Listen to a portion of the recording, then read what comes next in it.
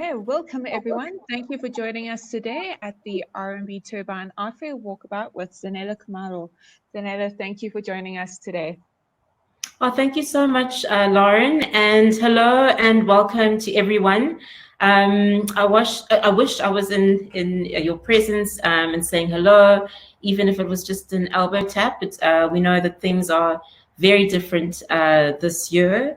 I'd just like to say a big thanks to RMB Turbine Art Fair for inviting me to do this walkabout today. Yeah, and I hope you'll enjoy it. I hope that it has something for everyone, whether you're a first-time buyer or a seasoned collector. And I promise to not make this incredibly academic. Since I have started collecting, I'd like to share maybe some thoughts around what has taken me to build a small collection. And then, yeah, just to show you around the works of art that really stood out for me this year.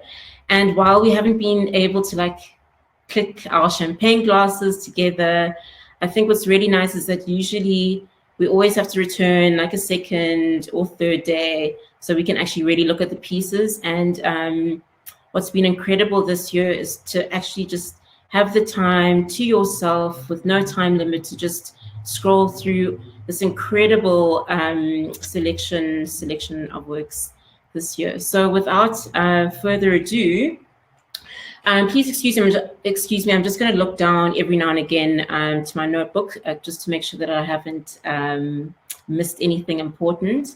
But I thought this year, since we've been dealing with this pandemic and the kind of topic of home has been prevalent in our minds, in our lives, it was really important to take a look at those works. And in particular, I wanted to highlight the most vulnerable in our society, and also to highlight the issue of gender-based violence, GBV, because those are so intertwined. And I thought immediately as I walked into the viewing room for Goodman Gallery, well, I have a place to run to. That question gave me such goosebumps. So they say here, central to these concerns is the concept of home, which is subject to both individual and collective memory. In some instances, home may imply safety and protection, while for many the term is associated with resounding displacement and alienation, in particular when applied to South Africa. So with that, what was really interesting to me was with gender-based violence, how home for a lot of us is a refuge, but then similarly on the opposite end becomes a place that people needed to escape from because of their domestic situation. And that led me to one of my favorite artists, Gabrielle Goliath, and an incredible piece or work that she did in 2013. And it was it was her first solo exhibition with Goodman Gallery. And if you just take a look at the pencil markings on paper, it brought up notions of the term ubegezela, which means that women are expected to just bear a lot of the things that happen to them during their relationships, and particularly marriage. And she speaks a lot about that in this work, and how what you're going through is deemed to be a private affair, something that happens behind closed doors and that you can't share with anyone. And just looking at those marks on paper, and how for me they almost like are marks, and it's like line making that represents some kind of trauma or violence. This also continued through to another one of her works from the same exhibition called Faces of War, This one is called Zipo, and it, just even the expressions as well, that mark of grimacing or trying to pretend or to hide what's really happening behind closed doors. Yeah, and as I was saying, how COVID-19 has really impacted our sense of security and safety. This other work also stood out for me as a counterpoint to the other works. Also another favorite artist, Pamela Patsimo Sandstrom, and how here that the fluidity that she uses in the piece becomes a counterpoint to that conservatism and to the notions of patriarchy that we were previously discussing, that notion of keeping things private and keeping things hidden. This feels a lot more, it expresses a lot more freedom in being able to express your sense of imagination or your sense of being. And so when I spoke to the organizers of Turbine Art Fair, and we were discussing what I might center this walkabout on, they said to me, okay, you definitely have to make sure that you don't miss out on tactile visions woven. And this is has been curated by Professor Charlene Khan, and yeah, it was just one of the booths, so to say, that I enjoyed the most, and also just exploring those notions of art, what is considered craft, versus fine art, and what is considered women's work.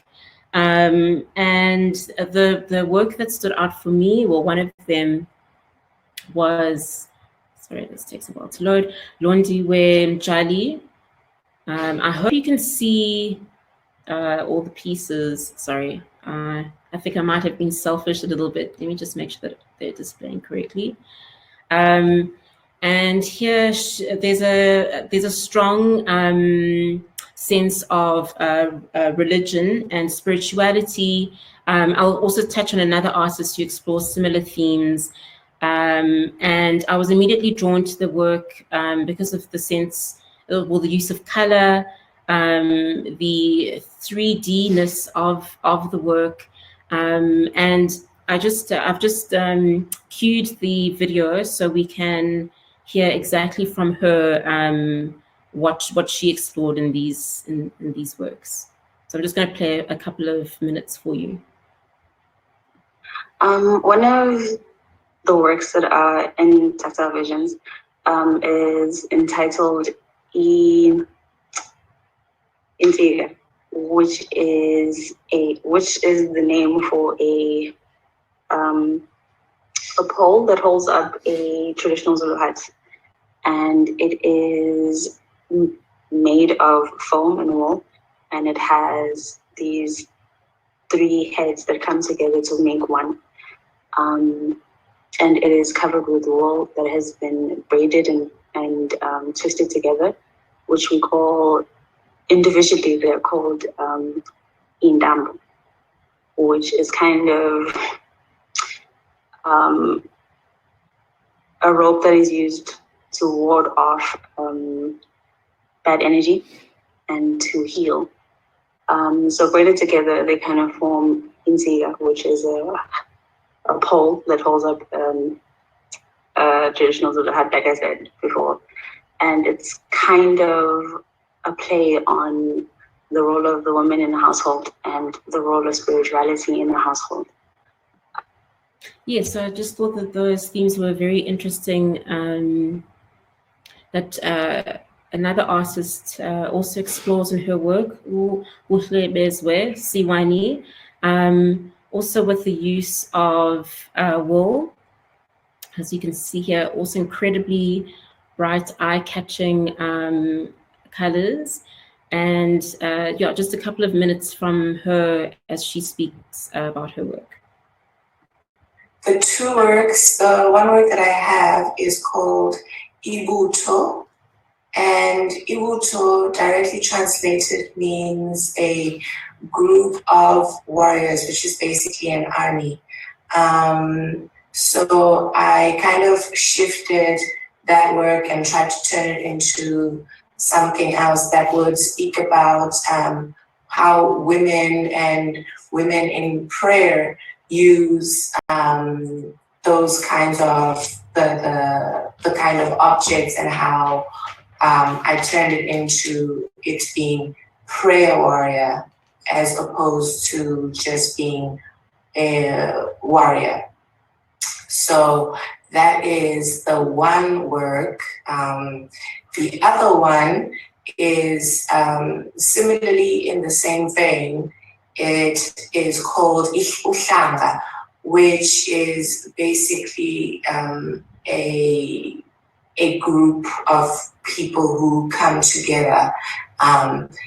And that work is also, it's hanging from the roof, which is a lot of wool prayer belts that are grouped together in different colors to bring about the kind of different African church affiliations and different wool kind of combinations that will be put together by people who pray in African churches. Okay, then moving on to another artist, young artist who happens to have the same name as me, Zanele Kumalo, and she was part of the selection for RMB Talent Unlocked, and also explores the notion of religion and spirituality. And pictured here are her parents, who are a priest and a priestess. And yeah, she graduated with a BTech degree in visual arts from the University of Johannesburg. And I think I felt really encouraged to see young artists, particularly Black women artists, coming to the fore. Yeah, and just again her use of color and subject matter. Okay, then moving on to another booth, two artists that caught my eye. The first is Yolanda Mazwana in this piece called Untitled. She works with acrylic. And then the other artist, Lucy Jane Turpin, and you will see one of her pieces behind me. I thought it was quite poignant to have that as my background screen.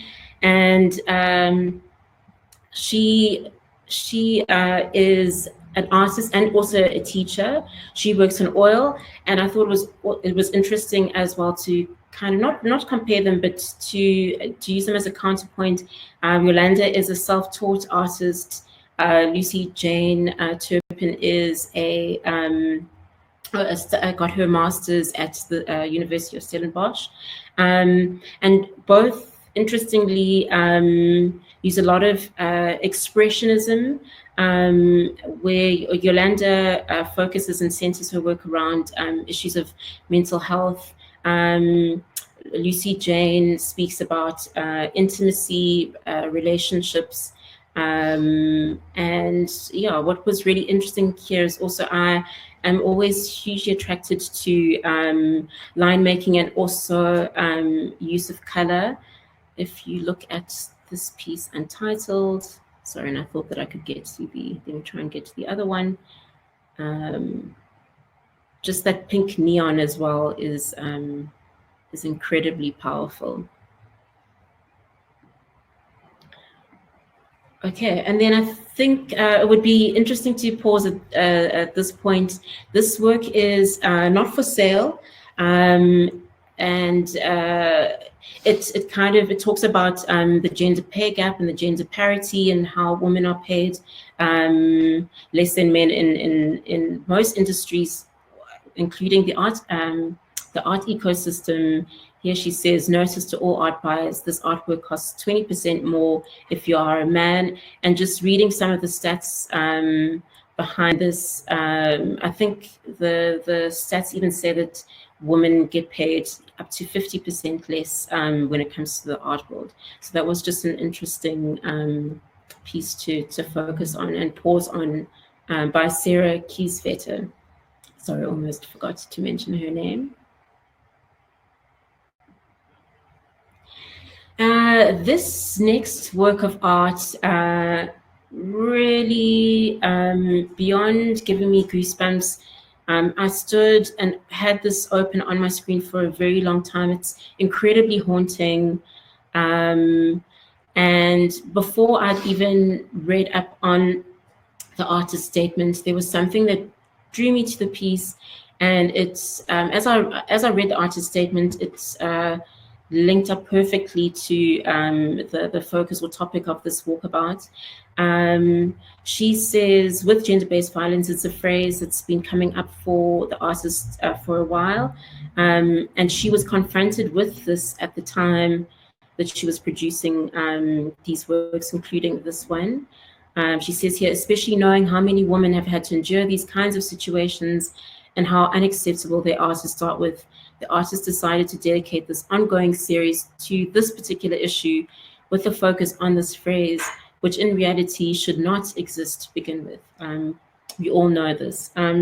Also, I wanted to point out that she is a Bag Factory Artist Studio student, and Yolanda, who I spoke about just earlier, is an alumni, and that's, yeah, incredible artists have come out of that space, and they really do, they work amazing initiatives to grow young artists.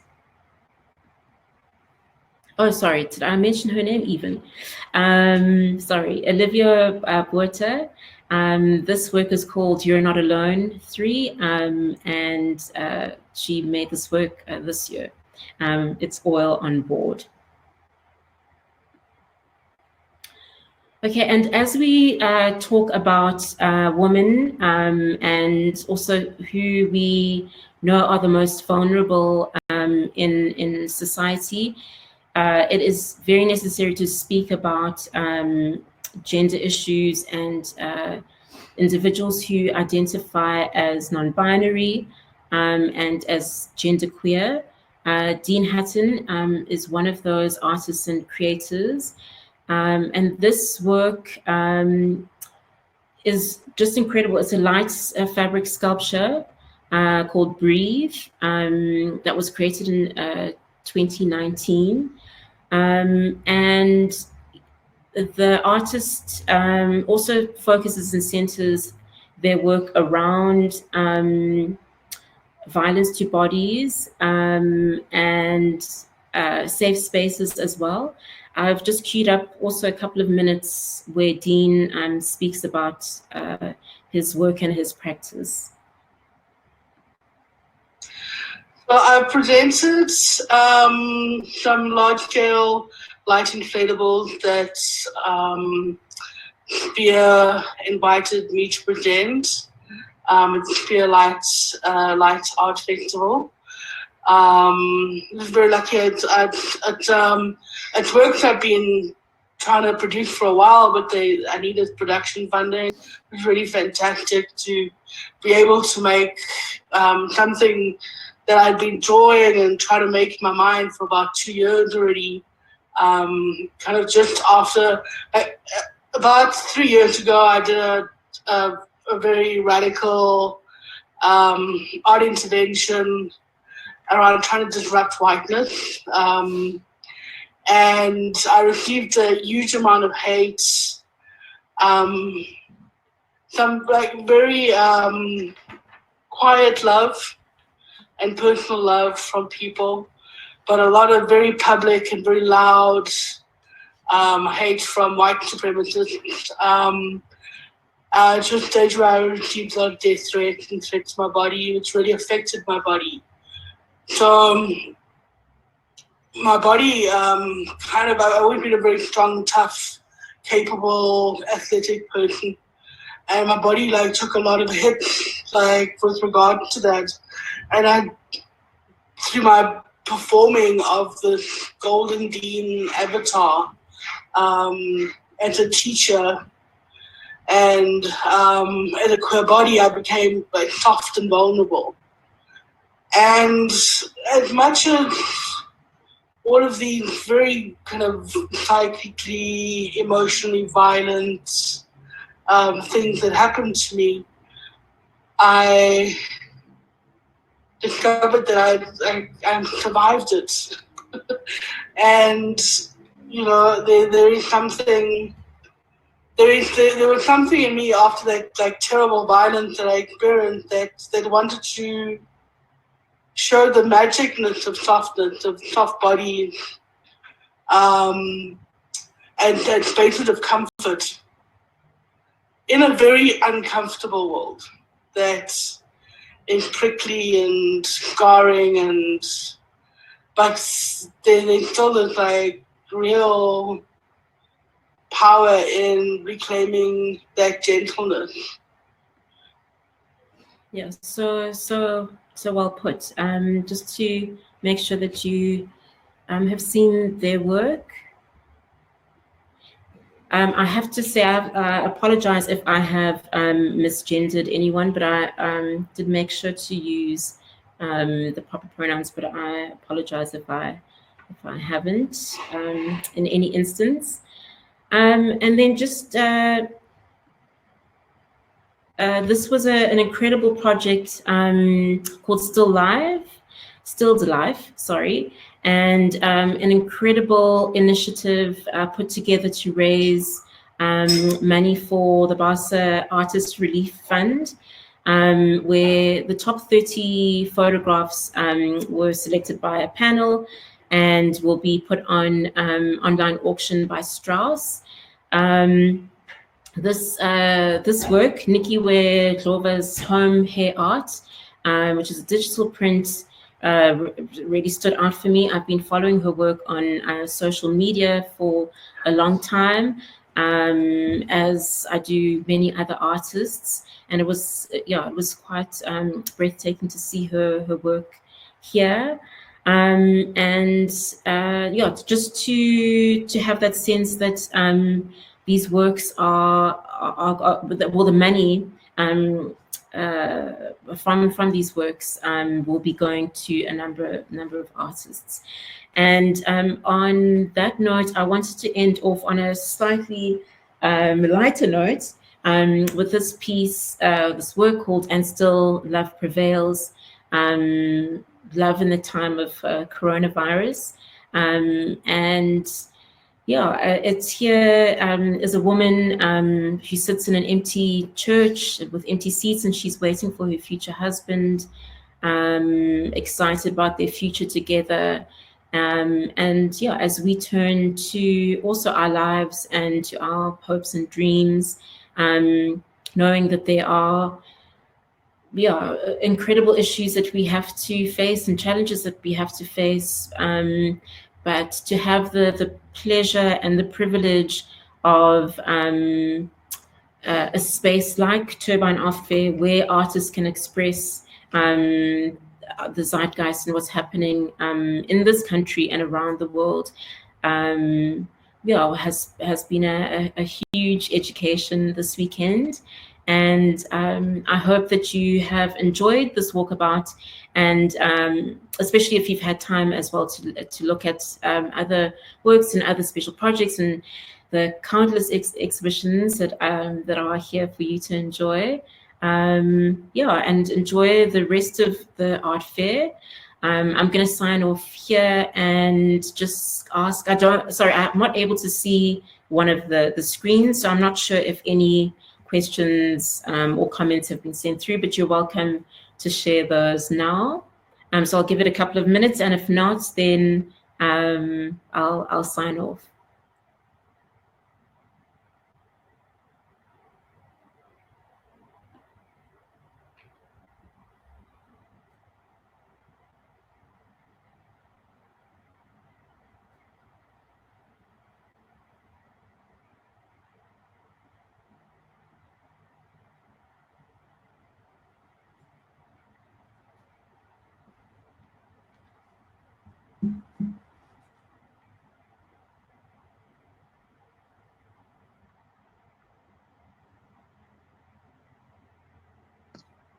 We've got a comment from Glynis Zanele. She says, it was a great talk. Thank you so much, Zan.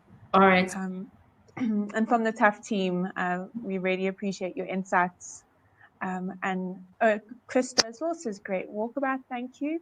Khomotso, love the talk. Thank you, Zan. Okay. So lots of love coming in. Okay. That's wonderful to hear from you, and you're welcome to contact me on other platforms if you have any questions.